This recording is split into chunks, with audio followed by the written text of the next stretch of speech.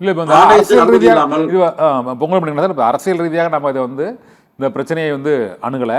இது 2 மாநிலங்களுக்கு இடையேயான இந்த பிரச்சனையில் மத்திய அரசுகள், அது காங்கிரஸ் பாஜக எந்த அரசாக இருந்தாலும் சரி, அது இங்கே இந்த திமுக அதிமுகவாக இருந்தாலும் சரி, நான் வந்து இது விவசாயிகளுக்கான ஒரு பொதுவான பிரச்சனையாக அங்குள்ள அரசியல் கட்சிகள் 2 கட்சிகளுமே, அது இங்கே பாஜக ஆட்சியில் இருந்தாலும் சரி, அது காங்கிரஸ் ஆட்சியில் இருந்தாலும் சரி, இடம் மதசார்பற்ற ஜனதாதளம் ஆட்சியில் அங்கே இருந்தாலும் சரி, இந்த காவிரி பிரச்சனையை பொறுத்தவரை அவர்கள் வந்து இன்னொரு ஒரே போக்கத்தை கடைபிடிக்கிறார்கள். அது தமிழகத்திலும் அது கட்சி சார்பற்ற இருவரும் வந்து வழக்குகள் மற்றும் அந்த விவசாயிகளுக்கான அந்த உரிமைகள் மற்றும் அவர்கள் பாதிப்புக்கு எதிரான முயற்சிகளை நீதிமன்றங்கள் மூலமாக மேற்கொண்டு தான் வருகிறார்கள். நான் இப்போ என்ன கேட்பது என்னவென்றால், இந்த பாதிப்பு என்று வரும்போது கர்நாடகாவிற்கு மேகதாது அணை இல்லை என்றால் இந்த பெங்களூருக்கு குடிநீர் கிடைக்காது, மின்சாரம் கிடைக்காது என்பது அவர்களுடைய வாதமாக இருக்கிறது. இது பிரிட்டிஷ் ஆட்சி காலத்தில் அந்த கண்ணம்பாடி அணை கட்ட பிரச்சனையில் இருந்து கிருஷ்ணராஜசாகர் அணை, மேட்டூர் அணை கட்டுவது வரை இந்த பிரச்சனை இருந்திருக்கிறது. அதன் பின்னர் நடுவர்மன்ற உத்தரவுகளை பிறப்பித்தாலே அங்கு கலவரங்கள் மூண்ட காலமெல்லாம் இருந்தது. ஆனால் இப்போது 4-5 ஆண்டு காலமாக அந்த பிரச்சனைகள் இல்லை. ஒரு 10 ஆண்டுகளாக பெரிய அளவில் காவிரி நதிநீர் பிரச்சனை வந்து இந்த மழை முறையாக பெய்தால் பிரச்சனை இல்லை. இப்போ நம்ம அந்த காவிரி நதிநீரை இப்போது மேகதாது அணை பிரச்சனை ஒன்று இருந்தாலும் வரும் உபரி நீரை தடுப்பதற்கு போதிய அளவு நம்ம தடுப்பணைகள் ஆகியவை நம்ம கட்டியிருக்கிறோமா கர்நாடகாவை போல? அதாவது சார், இப்ப வந்து நடுவர் மன்றம் தீர்ப்பு, அதுக்கு பிறகு ஆணை அமைக்கப்பட்டது. அவர்கள் வந்து இவ்வளவு டிஎம்சி இந்த குறிப்பிட்ட காலத்துக்குள் இந்த மாநிலத்துக்கு ஒதுக்க வேண்டும் என்று ஒப்புதல் அளிச்சு ஆணையை பிறப்பிக்கிறாங்க, உத்தரவிடப்பட்டிருக்கிறது, அது நடைமுறைப்படுத்தப்பட்டிருக்கிறது, அரசியல் இடம்பெற்றிருக்கிறது. இப்போ நாம் என்னென்றால் பருவ காலத்துக்கு மட்டும் இந்த டிஎம்சியை நீங்கள் திறந்து விடுங்கன்னு சொல்றோம். இது என்ன சிக்கல்னா, அதாவது தினசரி நீர் பங்கீடு என்கிற முறை வந்து நான் தேக்கி வச்சோம்னா, எங்களுக்கு வந்து நீங்க வந்து எவ்வளவு ஆணையிட்டதோ எத்தனை டிஎம்சியோ அதை வந்து அந்த குறிப்பிட்ட காலங்கள் அடிக்காமல் ஒவ்வொரு நாளுமே இத்தனை டிஎம்சி அமைச்சிருங்க, நாங்க தேக்க வச்சுக்கிறோம், முறை இருந்தா பிரச்சனையே இல்லை.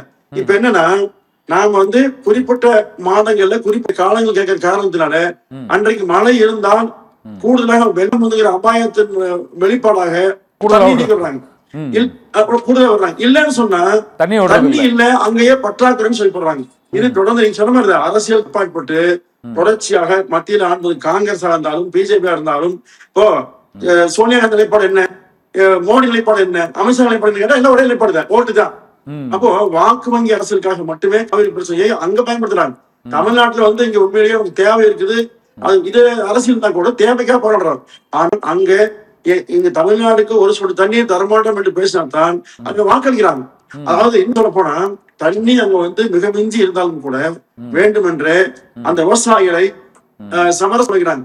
தண்ணி இல்ல இருக்கா சார்? இப்போ நமக்கு டெல்டா பகுதியில் சார், நீங்க ஒண்ணு இல்ல, முப்போகம் விளையக்கூடிய நம் டெல்டா மாவட்டங்கள் காவிரி நம்பியிருக்கல தொடர்ச்சியா நெல்லு மட்டுமே பயிர் பகுதி அதிகமா இருக்கு. அப்போ நெற்பயிரை மட்டுமே உற்பத்தி பண்றாங்க, நெல் உற்பத்தி பண்றாங்க. ஆனா அங்க அப்படி இல்லை, அங்க இதனால தேவையே இல்லைங்க. இந்த தண்ணீரை நம்பித்தான் கர்நாடகா வந்து பயிரிடுறவங்க அவசியமே இல்லாத சொல்லுங்க. கபிடி, ஹேமாவதி, ஹாரங்கி, சொர்ணவதி, கிருஷ்ணராஜசாகர் தொடர்ந்து டேம் கட்டிட்டே இருக்கிறாங்க. நம்ம ஒரே ஒரு டேம் தான் இருக்கு, மேட்டூர் டேம் மட்டும் தான் காவிரி இருக்கு. நீங்க இதுக்கு நம்முடைய இந்த உத்தரவு எல்லாம் மீறி கூட ஏற்கனவே மேகதாதை தவிர்த்து எல்லா இடமும் தடுப்பாக கொண்டாங்க. இப்ப நீங்க பாரு, கொஞ்ச காலத்துல மேகதாதையும் கட்டுவாங்க, அரசியல் சட்டத்தையே மதிக்காமல் அந்த மாநில மக்களுடைய அரசியலை பயன்படுத்துறதுக்காகவே செய்யறாங்க. இப்ப இவ்வளவு அணைகள் இருக்கிறது. இப்ப பாத்தீங்கன்னா அவங்க இருந்தா மழை வயசா, இப்ப நாங்க கூட தோட்டம் பார்த்தீங்கன்னா கர்நாடகா இலையில தோட்டம் இருக்குது, நான் தெரிஞ்சு போயிட்டு தான் இருக்கிறேன். அங்க பாத்தீங்கன்னா தமிழ்நாட்டுல எல்லா பக்கம் மழையெல்லாம் வறட்சியா இருக்கு, ஆனா அங்க எப்போதும் மழை பெய்யும், கர்நாடகா சார்ந்த பகுதி. ஆனா இவ்வளவு மழை பெய்தும் கூட வெறுமனே அந்த அரசியல் வாக்குமையாக மக்களை கிளர்ச்சியிலே வச்சுக்கணும், ஒரு பதற்றத்திலே பயன்படுத்துவதற்காகவே தொடர்ச்சியாக ஏமாற்றி கொண்டிருக்கிற காரணத்தால தண்ணி வரல. இப்போ உச்ச நீதிமன்றம் உத்தரவிட்டும் கூட ஆணை அமைத்தும் கூட இன்னும் தள்ளி சொன்னா பாருங்க எப்படி தீர்வு வரும். அப்ப சட்டத்தை மதிக்காத ஒரு மாநில அரசை வெறுமனே பார்த்து கொண்டிருக்கோம் சொன்னா மீண்டும் மக்கள் அவங்க தேர்வு பண்ணுவாங்க. ஒவ்வொரு தனிமனிதனும் சட்டத்தை மதிக்காத அளவுக்கு அங்க வந்து ஒரு நிலைப்பாடு இருக்கு. எனவேதான் மிக ஆபத்தான ஒன்று. இப்போ வேதாத்திரி மகரிஷி சொல்வாரு, போரில்லா நல்லுலகம் பொருள் துறை சமநிதியில உணவு நீர் பொதுவாக்கல் வாங்க. உணவு நீர் இரண்டும் ஒவ்வொரு மனிதனுக்கும் அத்தியாவசியமாக பொதுவாக்க வேண்டும்.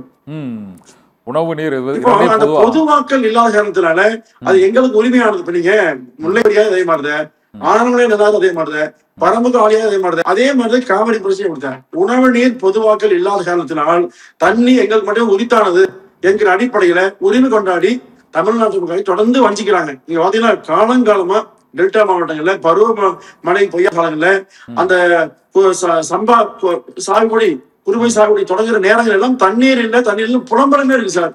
தண்ணி நடை போட்ட பின்னாடி ஒரு 10 நாள் கழிச்சு தண்ணி வர்றது இல்லை. அப்போ ஒவ்வொரு முறையும் விவசாயம் புலம்பலமே இருக்குது. இதுக்கு நிரந்தரமான தீர்வு வேணும்னா இவ்வளவு சட்டப்படியான போராட்டம் நடத்தி கூட இன்றும் தீர்வு சொன்னா என்ன சொல்றீங்க?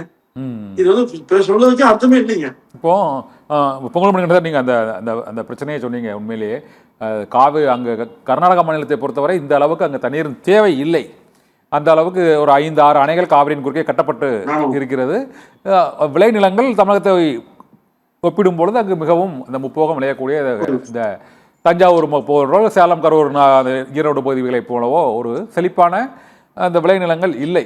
இருந்த போதிலும் இவர்கள் 1910ஆம் ஆண்டிலிருந்து இப்போது வரை ஏதாவது ஒரு அணையை கட்டுவது, அதற்கு அனுமதி கேட்பது, அது தொடர்பான பிரச்சனைகளுக்கு நீதிமன்றங்களை அணுகுவது என்பதை தொடர்ச்சியாகவே அவர்கள் அந்த மேற்கொண்டு வரக்கூடிய நிலையில் தமிழகத்தில் வரக்கூடிய நீரை அந்த தடுப்பதற்கு உரிய தடுப்பணைகள் இங்கு நம்ம போதுமான தடுப்பணைகள் இல்லை என்ற குற்றச்சாட்டும் பொதுவாக வைக்கப்படுது. விவசாயிகள் தரப்பில் வந்து வைக்கப்படுது.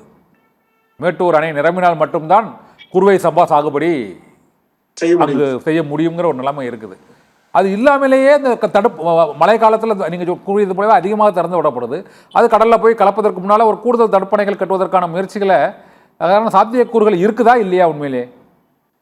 சார் நீங்க மழை பெய்யுற காலங்கள்ல அளவு கடந்து தண்ணி நீக்கி விடுறாங்க. இப்ப நீங்க சொல்ற மாதிரி அது வந்து அன்றைக்கு வந்து இங்கே மழை பெய்யுது, அப்ப தண்ணி தேவையில்லை. ஆனா என்ன பண்றாங்கன்னா, நாங்கள் உச்சநீதிமன்ற உத்தரவுப்படி ஆணைய அறிவித்தின்படி உங்களுக்கு தேவையான குறிப்பிட்ட அளவு தண்ணி டிஎம் தண்ணி நீக்கி விட்டோம் சொல்லி திறந்து விட்டோம் சொல்லி போட்டு முடிச்சிடறாங்க. எப்போ மழை பெய்யும் காலத்துல.